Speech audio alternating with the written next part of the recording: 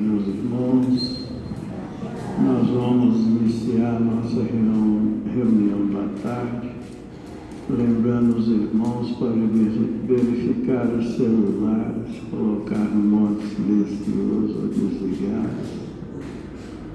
Vamos elevar nosso pensamento a Jesus, nosso bom e amado Mestre, agradecendo a Ele pela bênção, amparo, assistência que temos recebido, pela sua misericórdia em nossas vidas, pela oportunidade de estudarmos os seus ensinamentos através do Consolador prometido, que tem nos explicado a lei de Deus na sua essência, nos esclarecendo sobre o desejo de Deus para conosco.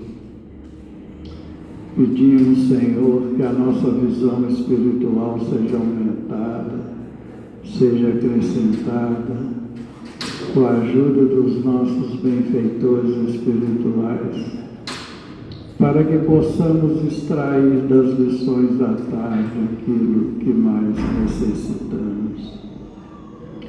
Pedimos que as vossas bênçãos se estendam sobre todos nós que aqui nos encontrarmos, encarnados e desencarnados, estendendo a cada um de acordo com o grau de merecimento e a sua necessidade. Ave Maria, cheia de graça, o Senhor é convosco. Bendita sois vós entre os anjos, bendito o fruto do vosso ventre, nasceu Jesus. Santa Maria, Mãe de Jesus, rogai a Deus por nós, pobres pecadores, encarnados e desencarnados, hoje, agora e sempre, que assim seja. E em nome de Deus, nosso Pai, de Jesus, nosso bom e amado Mestre, e de Paulo de Tarso, patrono de nossa casa, de oração, estudo e trabalho, estamos iniciando a nossa reunião da tarde, na santa e bendita paz do Senhor, que assim seja. Meus irmãos, essa tarde, os nossos estudos, as nossas reflexões, nós estamos dando sequência aos estudos do capítulo 12 do Evangelho segundo o Espiritismo, que tem como título de Amai os vossos inimigos. Os nossos estudos da tarde se referem ao item 7, que tem o subtítulo: Se alguém vos bater na face direita, apresentai-lhe também a outra. São dos registros de São Mateus, em que Jesus nos adverte: aprendestes que foi dito, olho por olho, dente por dente. Eu, porém, vos digo que não resistais ao mal que vos queiram fazer. Que se alguém vos bater na face direita, lhe apresenteis também a outra. E que se alguém quiser pleitear contra vós, para vos tomar a túnica, também lhe entregueis o manto. E que se alguém vos obrigar a caminhar 1000 passos com ele, caminheis mais 2000. Dai àquele que vos pedir, e não repilais aquele que vos queira tomar emprestado. São Mateus capítulo 5, versos 38 a 42. Essa tarde nós contamos com a colaboração dos nossos irmãos Paulo e Euler Filho. Passamos a palavra ao Euler Filho.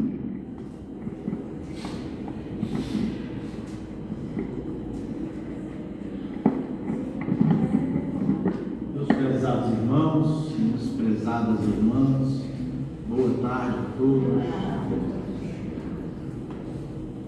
Eu começo a minha singela participação lembrando uma frase atribuída a Nelson Mandela, que foi um líder da África do Sul, uma criatura que veio com a missão muito bonita de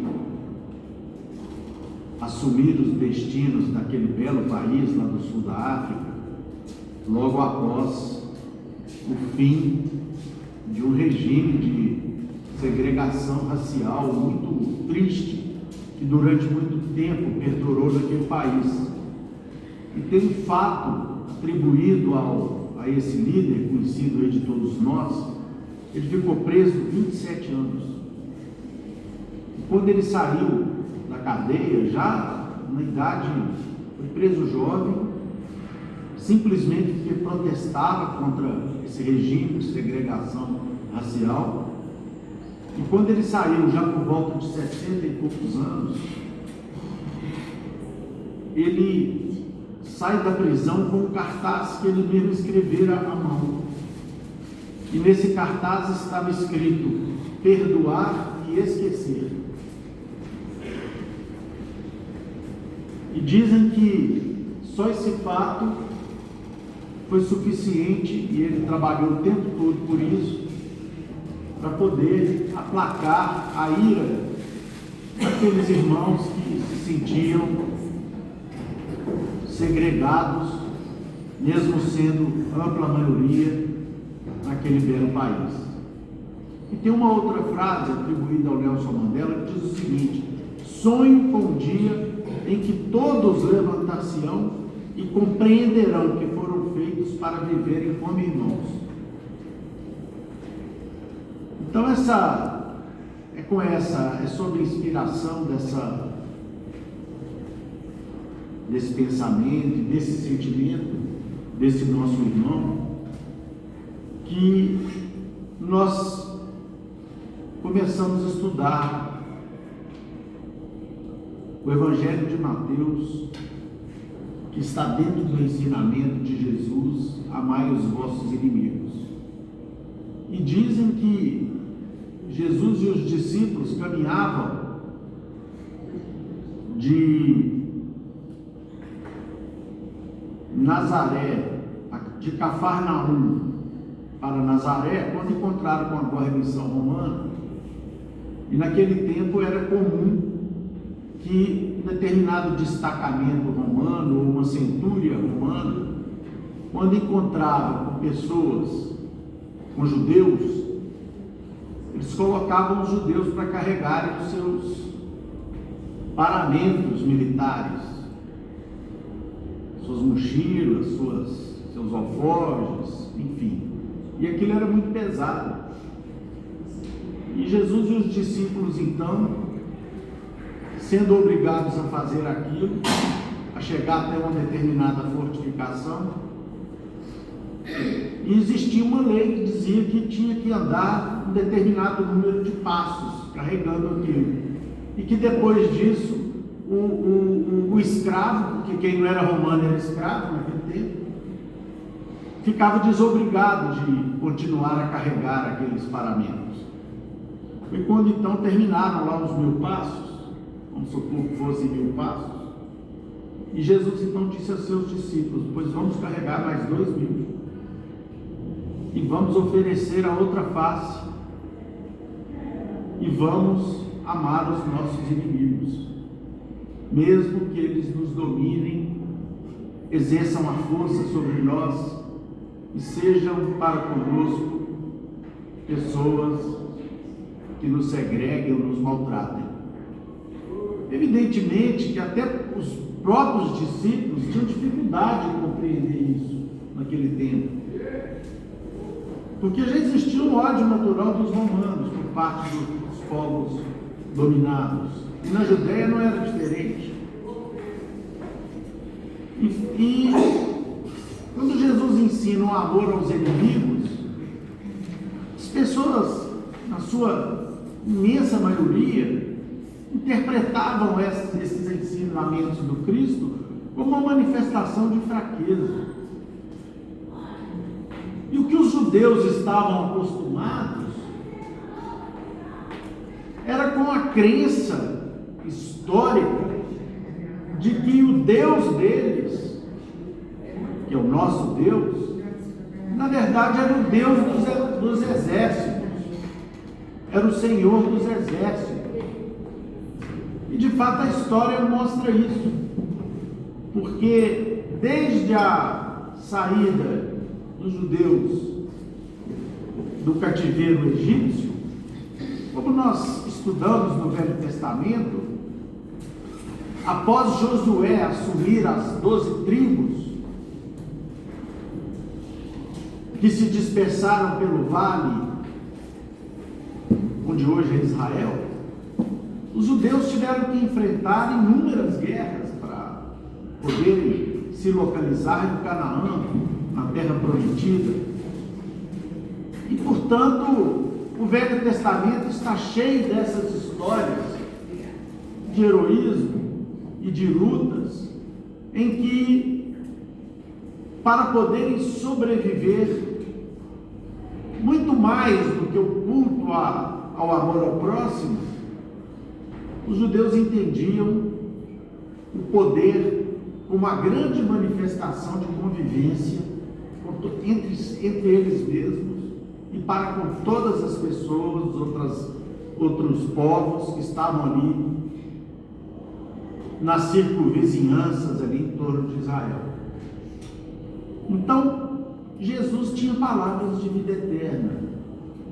É evidente que ele não falava apenas para o seu tempo, muito embora inúmeras criaturas compreenderam os ensinos de Jesus, porque vieram preparadas para isso. Nenhum dos mártires se tornou mártir por acaso. Eles vieram com essa tarefa. Eles foram escalados pelo Cristo no mundo espiritual para chegarem aqui e dar a sua vida para sustentar o ideal cristão aqui na terra. Até porque, embora as Escrituras não digam de maneira muito clara e numerosa, existiam aqueles que eram capturados, sobretudo pelos romanos, e a eles era dada a oportunidade de abjurar o Cristo que eles diziam seguir e pelo qual eles foram presos. E muitos se acovardavam. Muitos diziam que renunciavam àquela crença. O próprio Simão Pedro, ao ser questionado por 3 vezes, em uma delas ele chegou inclusive a dizer que não conhecia Jesus, que não conhecia aquele Nazareno. Então é evidente que o mestre mirava o futuro, mirava o tempo que um dia chegaria em que a civilização fosse tomando conta de todo o planeta e que esses princípios civilizatórios auxiliassem as pessoas inicialmente a conviver em paz. E no momento em que houvesse uma compreensão maior em todo o mundo a respeito da necessidade do cultivo dessa paz entre todos, como nos mostrou Nelson Mandela aqui há pouco citado, as pessoas substituiriam essas noções civilizatórias pelo sentimento de amor, pelo sentimento de amor ao próximo, que tem o seu ápice. Nós vimos aqui Jesus nos ensinar no amar os inimigos,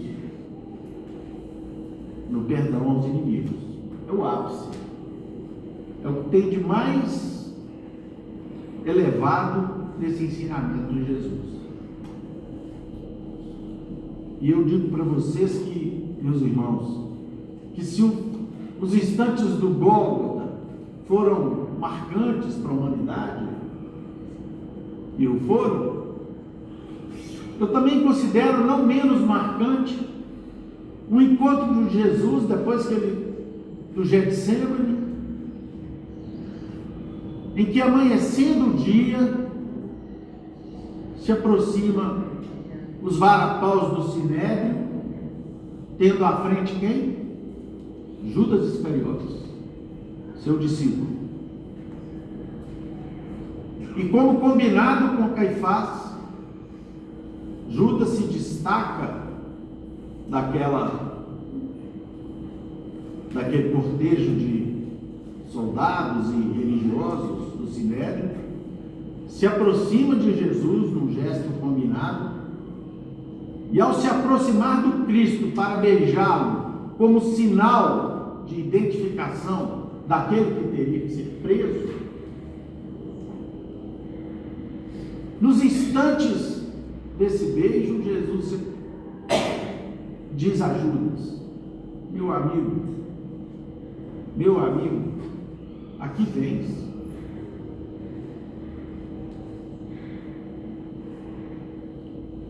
É esse amor aos inimigos que Jesus ensinou e exemplificou. Porque no momento em que um amigo te traz uma decepção profunda, no momento em que um amigo traz as suas esperanças, as suas percepções,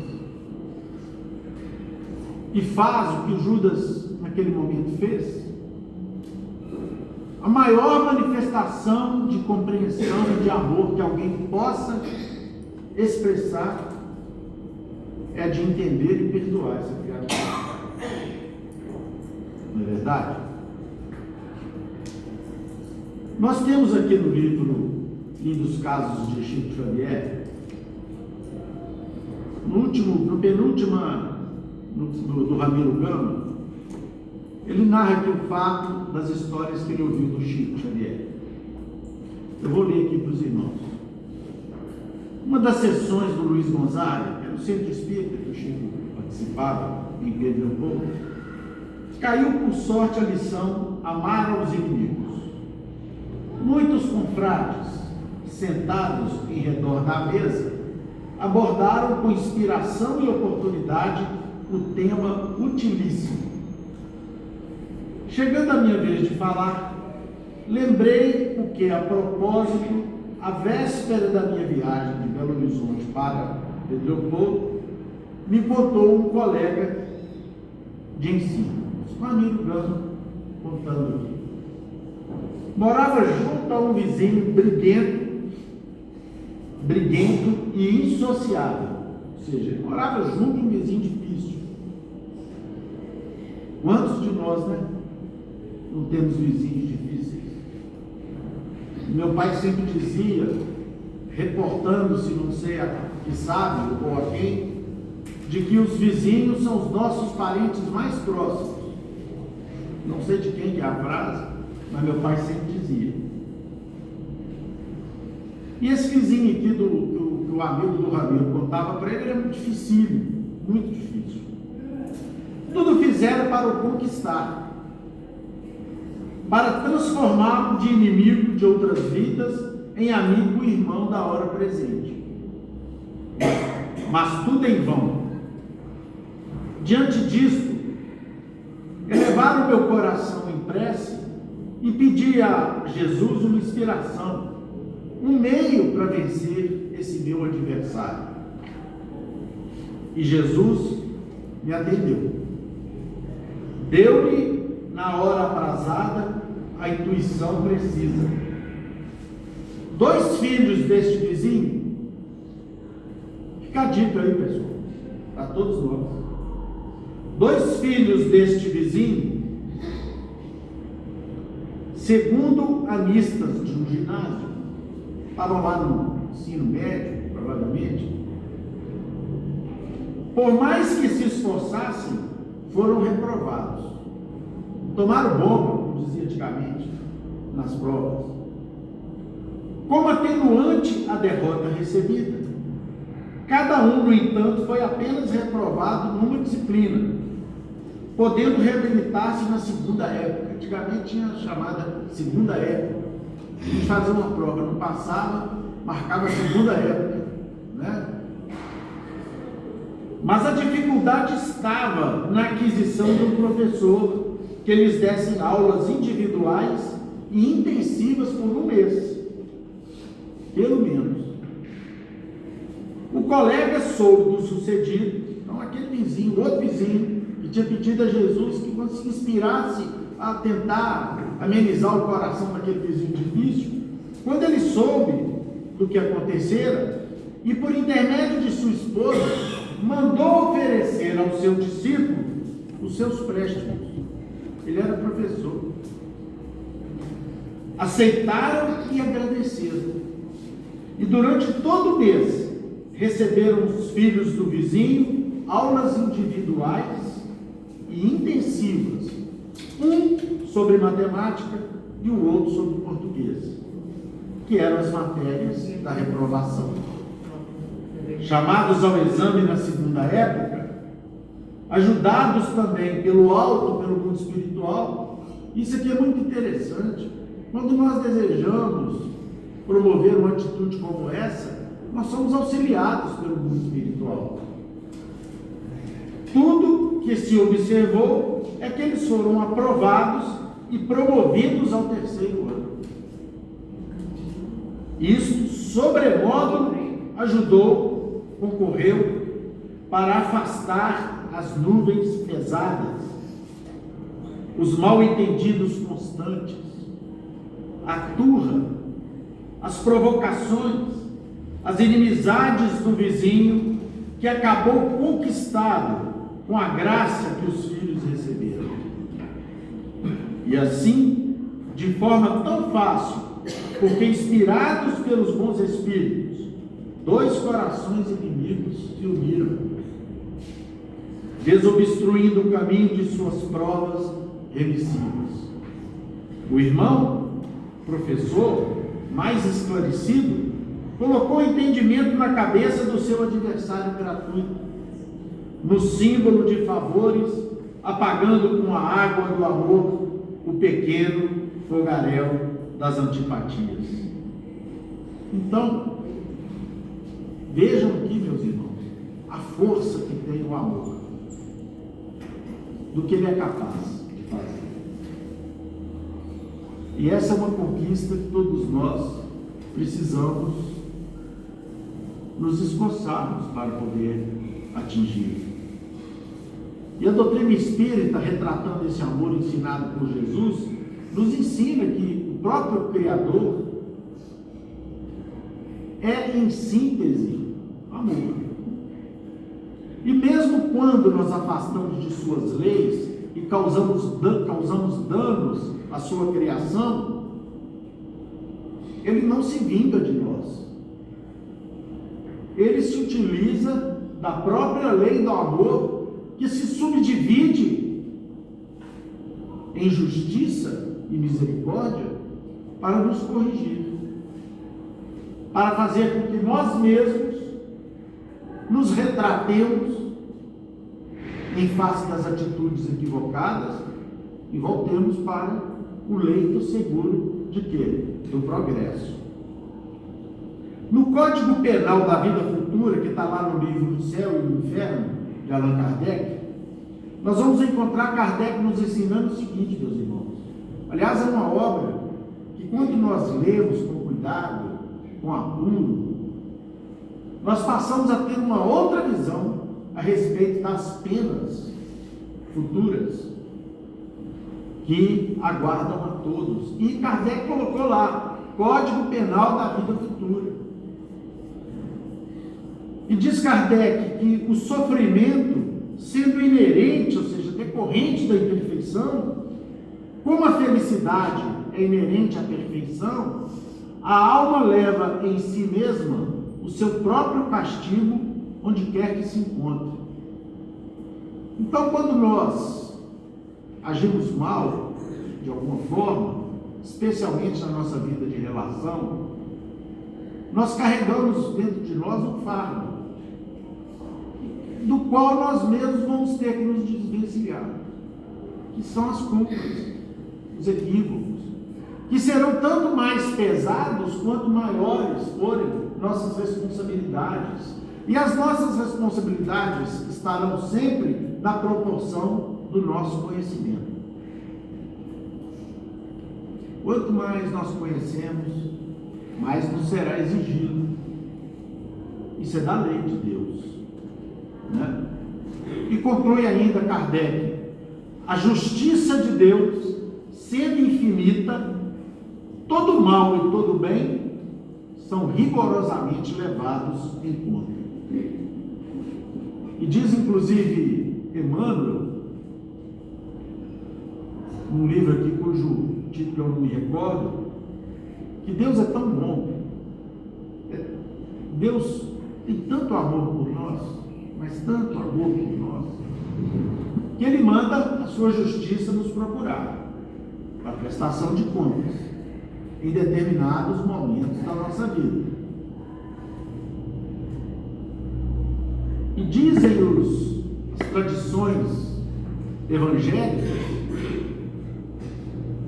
que quando a justiça se aproxima de nós para as devidas cobranças, para o devido resgate, e a justiça observa que nós estamos fazendo um esforço danado para fazer o bem, inclusive amar o nosso próximo, procurando fazer a caridade, existe uma determinação divina para que a justiça aguarde, porque entra aí em cena a lei de amor. A justiça será derrogada? Não, porque todos nós temos que resgatar aquilo que nós fizemos usando mal a nossa liberdade. Mas a justiça será modulada? Será graduada? Isso sim. Porque Deus é tão misericordioso que Ele vai dizer assim: não, eu lhe devo demais. Se a justiça cair na cabeça dele agora, tudo que ele fez de bobagem, ele não vai suportar. Mas ele está procurando fazer alguma coisinha. Vamos fazer o seguinte: vamos esperar um pouquinho para ver se ele melhora, a fim de que, quando ele tiver o resgate dele, quando for a hora do resgate dele, que esse resgate não seja tão intenso a ponto de inviabilizar a sua recuperação. É assim que funciona a justiça de Deus. E é por isso que Jesus diz: meus amigos, é preferível vocês darem a outra face, quando uma for esbofeteada por algum motivo da vida. Isso é difícil? É difícil. Mas um dia nós vamos conseguir realizar isso. Tomara que seja agora, nessa vida. E se a gente ainda não der a outra face, às vezes é melhor a gente sair correndo para evitar confusão, não é? Às vezes é melhor, ao invés da gente refletir sobre o nosso heroísmo, entre aspas, nossa capacidade de testificarmos a nossa valentia, especialmente quando a gente diz ou pensa: eu sou daqueles que não levam desaforo para casa. Bateu, levou. Oh meu Deus, quantos males isso tem causado às pessoas que têm inclusive o conhecimento espírita cristão. Quantas brigas, quantos crimes são cometidos em face dessa incompreensão, dessa incapacidade que nós temos de, durante algum tempo ali, muitas vezes milésimos de segundo, a gente refletir a respeito da necessidade de não retribuir o mal com o mal, ou de refletir, ou de pensar antes de tomar esse tipo de atitude. E como difícil isso é nas vidas de todos nós. Mas nós temos que insistir.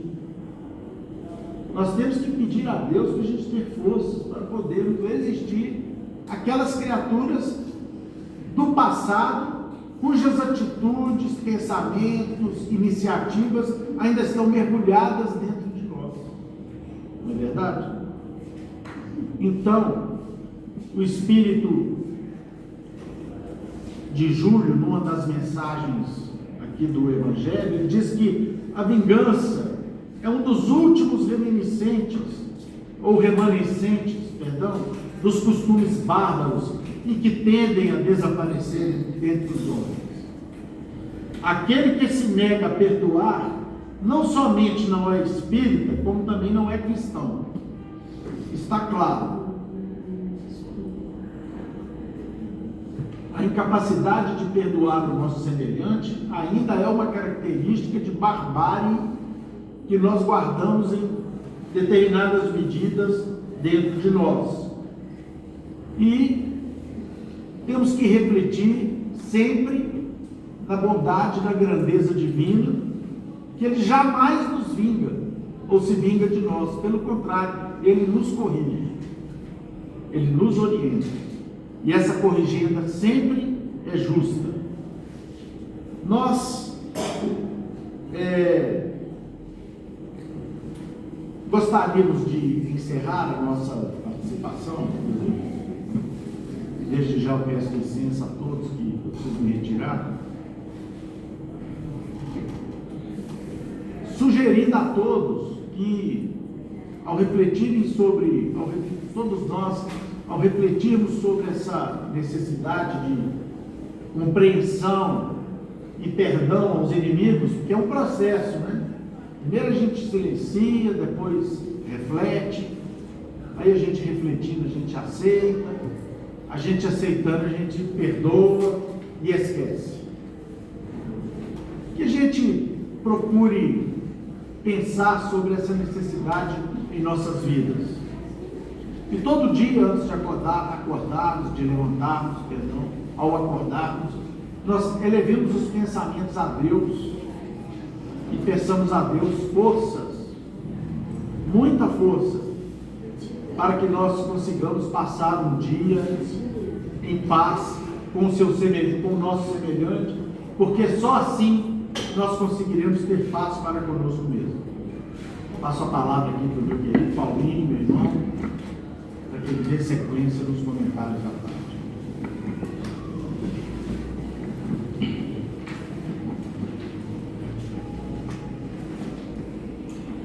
Meus irmãos, minhas irmãs, boa tarde a todos. Que a paz de Jesus envolva os nossos corações.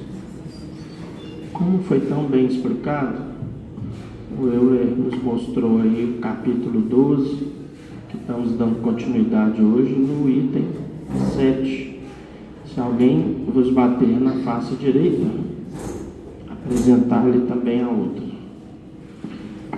O codificador Allan Kardec nos lembra que antes da vinda de Jesus, nós sabemos que Moisés, a primeira revelação, Jesus a segunda revelação. Na época de Moisés, o Euler lembrou aí da violência, da barbárie, O povo daquela época ainda era muito atrasado. E foi-se criado pelos homens, pelos judeus, o olho por olho e dente por dente. Essa lei civil visava tentar limitar a violência, a barbárie, que era desmedida, que era enorme na época de Moisés. E o Cristo, nosso Senhor Jesus Cristo, guia e modelo da humanidade, o exemplo a ser seguido por todos nós, de bondade, de amor, como ele tão bem lembrou, a lei que ele veio trazer para nós, a lei de amor, do perdão aos nossos semelhantes, aqueles que nos perseguem, aqueles que nos caluniam, e devemos ter esse comportamento que o Euler tão bem explicou e que seria até uma repetição, porque ficou muito bem explicado por ele. No Evangelho, nessa passagem, e Jesus então nos ensina nessa passagem: se alguém vos bater na face direita e apresentar-lhe a outra, tudo bom. Qual face seria? Seria não a face do revide, do ódio, como eu lhe explicou, da raiva, da ira. É fácil? Não, não é fácil. Porque nós ainda somos seres imperfeitos, seres em busca ainda também do nosso aprimoramento espiritual. E eu digo até, o Euler deu o exemplo, eu dou outro exemplo do trânsito. É uma lição que a gente aprende todo dia, a gente ter paciência, por exemplo, quando a gente é fechado, quando a gente às vezes joga a gente até no meio fio, ou sofre um acidente, e a pessoa evade do local. Inúmeras situações acontecem e a gente tem que ter o quê? Paciência. É fácil? Não, não é fácil. Mas com Jesus em nossos corações, à medida que nós cristãos que somos, estamos tentando, a cada dia das nossas vidas, buscar domar as nossas más inclinações, os nossos defeitos, nós vamos conseguir, pouco a pouco, a não revidar. Não digo nem fisicamente, que, como eu lhe disse, seria, no meu ver, a última instância, né? Às vezes você vai se defender de uma agressão, dependendo da agressão, você revidar, às vezes a razão, naquele momento, vai embora. Você age pela emoção, e quando a gente age pela emoção, acaba fazendo besteira. Então a gente tem que orar e vigiar, desde manhã, como eu lembrou, fazer a prece, todo dia de manhã, eu e a Zuca oramos, porque realmente nós não estamos livres de fazer ou de cometer um desatino, se a gente receber o mal e retribuir com outro mal. O homem deve aceitar com humildade, com virtude importante, porque a humildade é irmã de quê? Da caridade. Fora da caridade não há salvação, disse Jesus. Não é fora do catolicismo, do espiritismo ou do budismo. É fora da caridade. E a criatura começa a praticar a caridade à medida que ela respeita o seu próximo, à medida que ela tem respeito pelo seu irmão, a começar dentro de casa com os nossos pais, que nós devemos obrigação, que nós devemos condescendência, carinho, amor. São os representantes de Deus no lar e devemos toda a devoção, porque quando pequeninos, eles dedicaram as suas vidas a nos orientar, a nos encaminhar para o mundo, na cultura que precisássemos para sermos um dia um profissional em uma determinada área, mas acima de tudo procurou também dar um ensinamento moral, né? A realização do culto do Evangelho, que é importante, é a hora que a gente se para tudo e entra em conexão com o Pai, pela oração, pelas lições, por essas obras que nos ensinam e nos ajudam a entender que para abater o nosso orgulho, a maior glória lhe advém de ser ofendido do que ofender. Meu pai também, eu lembrando aqui uma outra frase dele, ou eu lembrou aquela, realmente ele falava muito no culto conosco. Ele falava no trabalho, trabalhei com ele 30 anos, ele falava assim: meu filho, é melhor sofrer o dano do que causar o dano. Ou seja, é melhor sofrer a ação ou uma injustiça do que praticá-la, do que ser o autor daquela ação má. Porque somente a fé na vida futura e na justiça de Deus, e jamais o mal ficará impune. Porque Deus é justo, é a lei de ação e reação. Se plantarmos o bem aqui na terra, se buscarmos ser uma criatura, buscar ser uma criatura boa, evidentemente com suas imperfeições que nos acompanham a cada um, mas se buscarmos Jesus em nossa vida, através, como ele falou, do exemplo, do perdão, nós conseguiremos nos libertar um pouco dos nossos pecados. Nós conseguiremos pagar as nossas dívidas, que digo eu, é muito grande ainda, tem que ainda pedir a Deus forças para não sucumbir diante das dificuldades e do desânimo, que às vezes querem tomar conta de nós. Mas para que esse desânimo, para que não desistirmos dessa busca de sermos criaturas melhores, não só a fé na vida futura, mas também procurando o que está no capítulo 9 do Evangelho. Bem-aventurado, disse Jesus nas suas bem-aventuranças, os que são brandos, são brandos e pacíficos, bem-aventurados os que são brandos e pacíficos, porque possuirão a terra. Mateus capítulo 5, versículo 5. E no versículo 9, porque também serão chamados filhos de Deus. Então, para que ficarmos nervosos diante das dificuldades? Por que alterarmos com as pessoas que às vezes estão com problemas? Às vezes nós temos o hábito de, por pequenina coisa, às vezes a gente se irritar.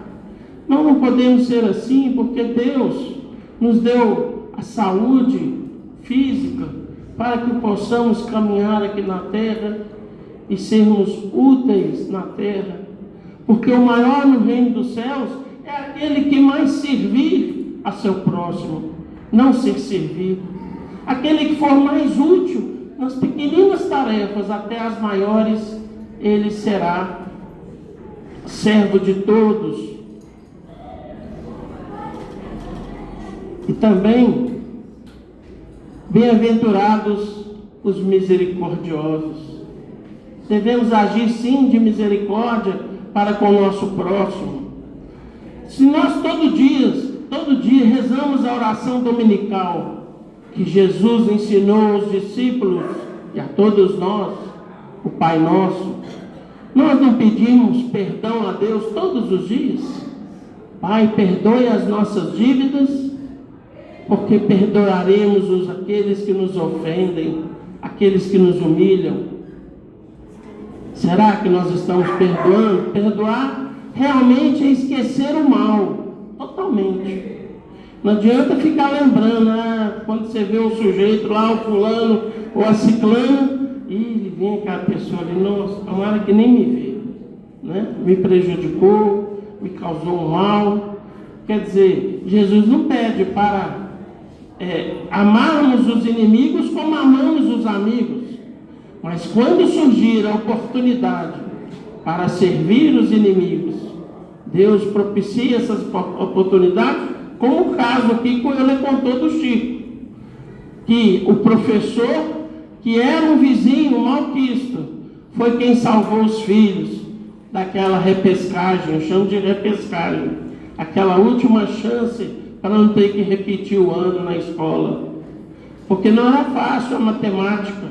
Eu que sei como é difícil a matemática, mas nós sabemos que com esforço, com vontade, nós conseguiremos vencer este mal que se chama ódio, que se chama cólera. E Jesus, aqui Kardec comenta, que condena ele a violência, a cólera e toda expressão descortês. E no tema de hoje, eu trouxe uma lição do livro Contos desta e de Outra Vida, muito interessante.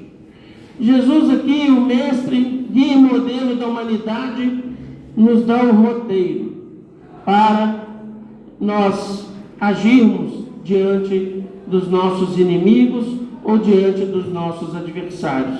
A lição se chama Aprendizes e Adversários.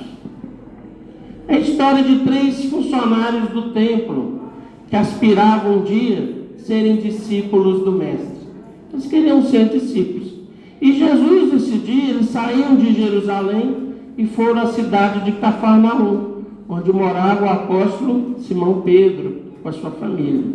E Jesus normalmente passou o maior tempo da sua vida na casa de Simão. Inclusive lá foi fundado o primeiro culto cristão no lar. Está lá no livro Jesus no Lar de Eneu Lúcio. É a primeira lição. E então os irmãos Jonatã, Gessé e Eliaquim fizeram 7 perguntas ao mestre em relação a esse tema. Vejam bem o que o mestre, com tanta sabedoria, o ser mais perfeito que esteve entre nós, guia e modelo da humanidade, respondeu aos irmãos, feito primeiramente a primeira pergunta por Gessé: como agir, mestre, diante dos inimigos? O mestre responde: primeiro, é justo considerar nossos adversários como instrutores. Cabe-nos tolerar as censuras com nobreza e serenidade. Emmanuel, no livro, é uma lição que chama Serenidade e Paciência. Esqueci, irmãos, desculpa o nome do livro. Calma, lembrei, calma. Ele diz que a serenidade é uma conquista individual e nós não nascemos serenos. É uma conquista gradual durante a nossa vida. Cada um vai aprimorando a sua serenidade. E aí, então, Jonatã pergunta ao Senhor: e se formos injuriados, mestre? Jesus responde: adotemos o perdão e o silêncio. O silêncio está ali, ó, na parede aqui do centro, né? O silêncio é uma prece, e é mesmo. Às vezes uma pessoa vem do serviço com problema, chega na casa da gente, ou um familiar, desce cobras e largados, e depois você fica caladinho. Às vezes até o erro foi causado por você, sem querer, sem intenção de prejudicar ninguém. Qual que é a nossa obrigação? Silenciar. E às vezes a gente não silencia. A gente parte para revidar, para bater boca, e é isso que nós devemos evitar, né?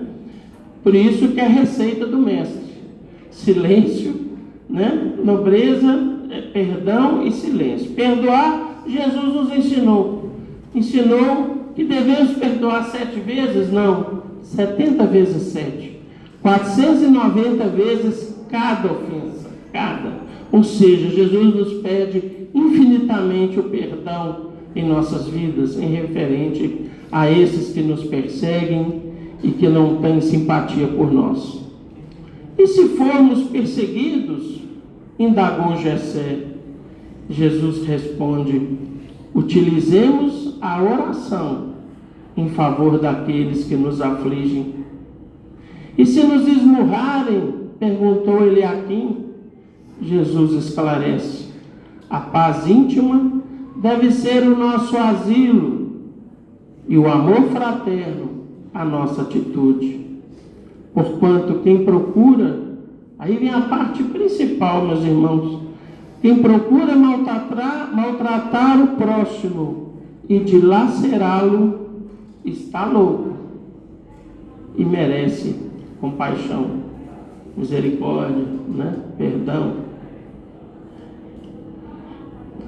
Aí vem uma pergunta, essa é uma pergunta, 3 perguntas em uma, do Jonatã. E a maledicente? O que é uma pessoa maledicente? Uma pessoa maldosa, uma pessoa que só acha nossos defeitos, ela não vê uma qualidade na gente. E já viu fulano lá? Nossa, ciclano, pelo amor de Deus, qual que é o nosso dever? Mas ele é assim, assim, assado, ele tem essa qualidade. Existe uma história dessa de irmão X, que esse irmão foi para o céu porque ele olhava as qualidades que os outros não enxergavam. Ao maledicente, Jesus esclarece: guarda consigo o infortúnio de descer à condição do verme que se alimenta com o lixo do mundo. O caluniador traz no coração largas doses de fel e veneno que lhe flagelam a vida. E o perverso tem a infelicidade de cair nas armadilhas que tece para os outros. Qual é a solução? Qual é a resposta que devemos dar a esses 3 tipos de criaturas que vivem entre nós? Ou que nós mesmos também agimos assim, às vezes, e não vigiamos? Porque a pior coisa que tem é a fofoca, é o disse-me-disse, né? A calúnia. Nós precisamos tomar cuidado. E então, ele responde, o mestre: o perdão é a única resposta que merecem. Senhor, e os que perseguem, de novo fizeram essa pergunta, quem persegue os semelhantes tem um espírito em densas trevas. E aqueles que nos repreendem a face, esbofeteiam a nossa face e fazem sangrar o nosso peito, Eliaquim perguntou, Jesus responde: quem golpeia pela espada será golpeado também. Lembramos aqui aquela passagem de Simão Pedro, quando Simão Pedro, Jesus estava sendo preso, ele toma a espada do soldado Malco, arranca a orelha do soldado, com ódio, com raiva. Jesus, caladinho, pega a orelha, num fenômeno que nós desconhecemos, que ali está o Filho de Deus, Só ele mesmo que conseguiria fazer tal coisa, consegue recolocar a orelha do soldado Malco e disse: Pedro, quem fere pela espada perecerá. Então é aqui, aqueles que nos repreendem a face, que golpeiam pela espada, também será golpeado, até que reine o amor puro na terra. Quem se rende às sugestões do crime é um doente perigoso, que devemos corrigir com a reclusão e com tratamento indispensável. Ou seja, aquele que comete um crime grave, existem as leis, os códigos, que regem as normas de disciplina, de comportamento, para que as pessoas possam ficar reclusas até se redimirem dos seus erros, e poderem voltar a viver em sociedade. O sangue não apaga o sangue, e o mal não retifica o mal. Aí Jesus continua dizendo: é imperioso saibamos educar os semelhantes com a força de nossas convicções e conhecimentos, a fim de que o reino de Deus se estenda no mundo. As boas novas da salvação esperam que o santo ampare o pecador, que o são ajude ao enfermo, que a vítima auxilie o verdugo. Para isso é imprescindível que o perdão incondicional, com esquecimento de todas as ofensas, assegure a paz e a renovação de todos. No livro Consolador, meus irmãos, tem uma pergunta de Emmanuel sobre isso, muito interessante. Tem 10 minutos. Que é a pergunta 345.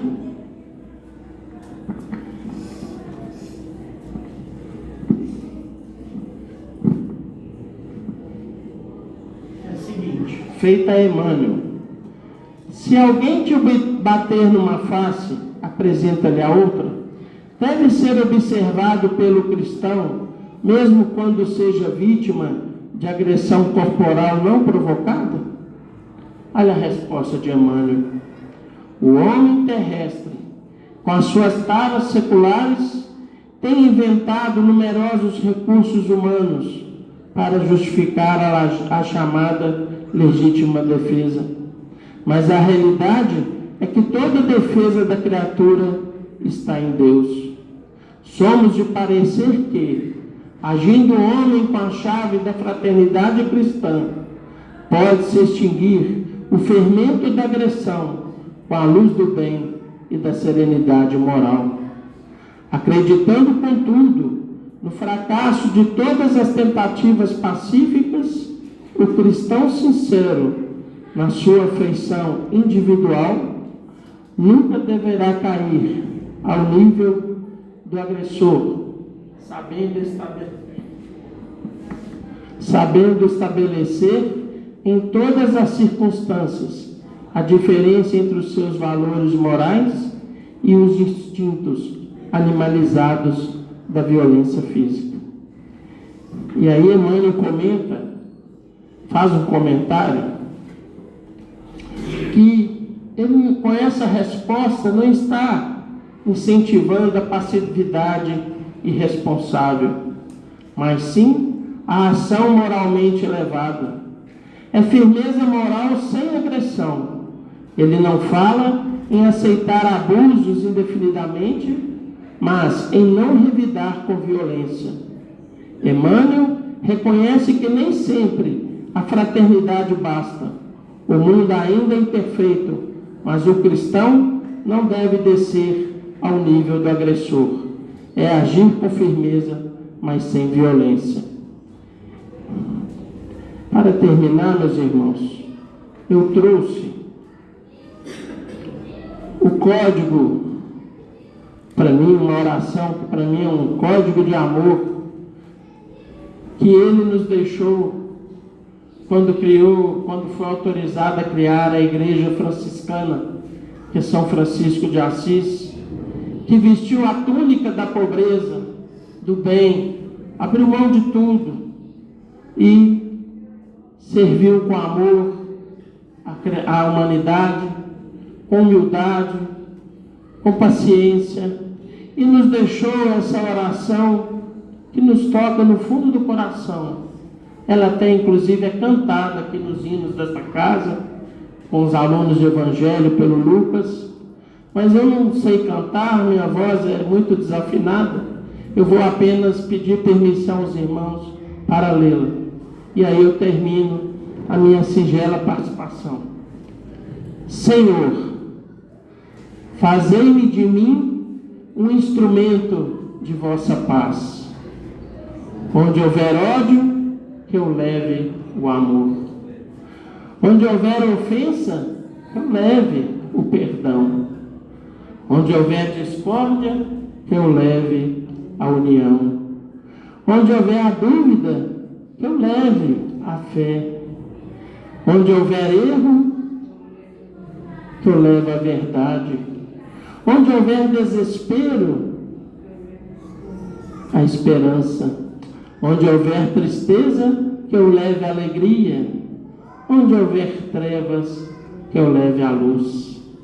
Ó Mestre, fazei que eu procure mais consolar que ser consolado, compreender que ser compreendido, amar que ser amado, pois é dando que se recebe, perdoando que se é perdoado, e é morrendo que se vive para a vida eterna.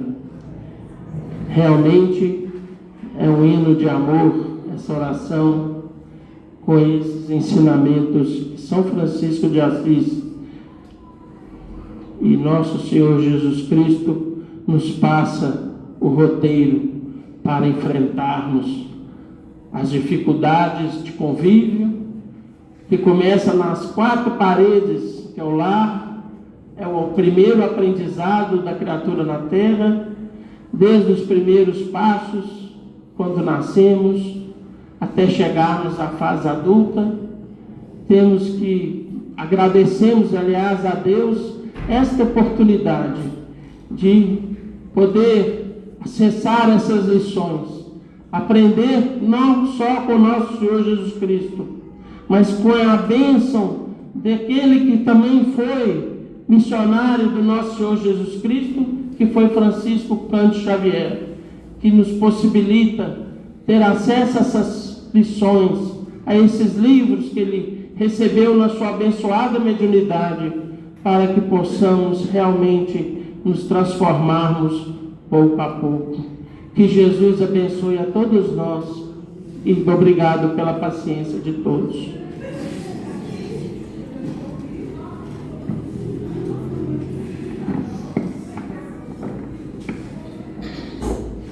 Meus irmãos, terminados os comentários da tarde, vamos agradecer a Jesus esses momentos de paz e reflexão. Pedimos aos irmãos para lembrarmos da nossa irmã Rosária de Cristófaro, desencarnada no dia 16 de junho. Que os nossos benfeitores espirituais da casa de Paulo de Tarso possam estar junto a ela, ajudando-a no seu regresso ao mundo espiritual. Pedimos ao nosso irmão Whindersson que nos faça a prece.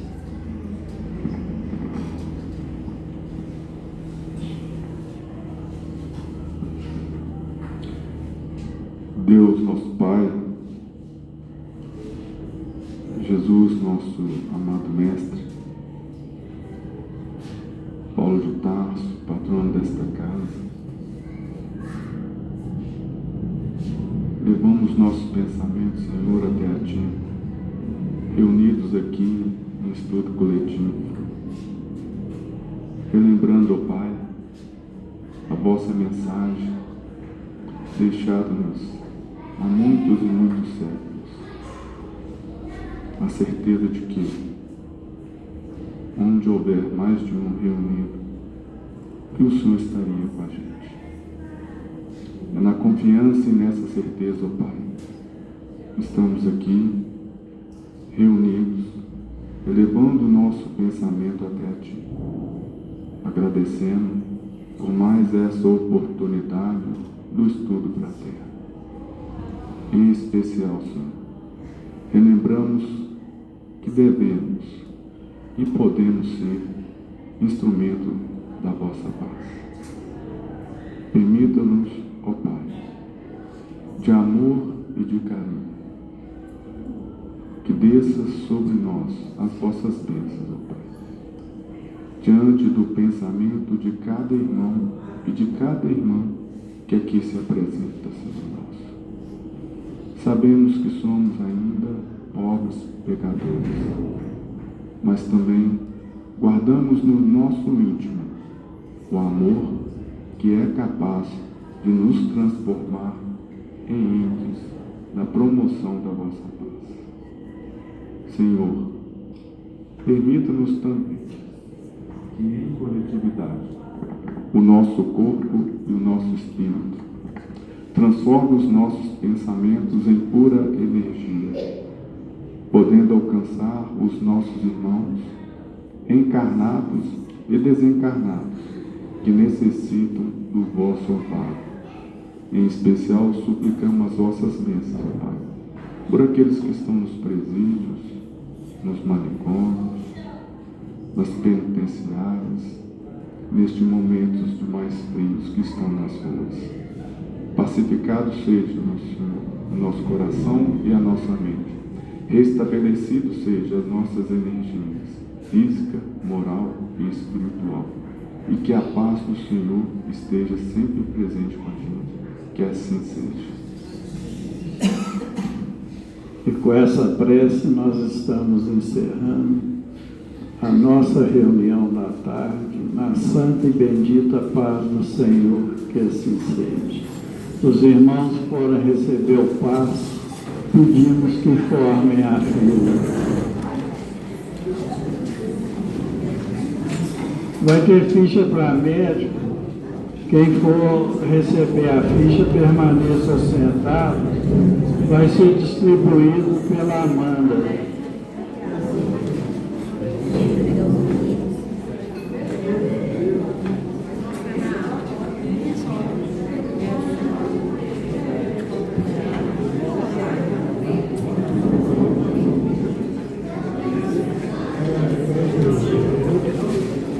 Não pode ter paz.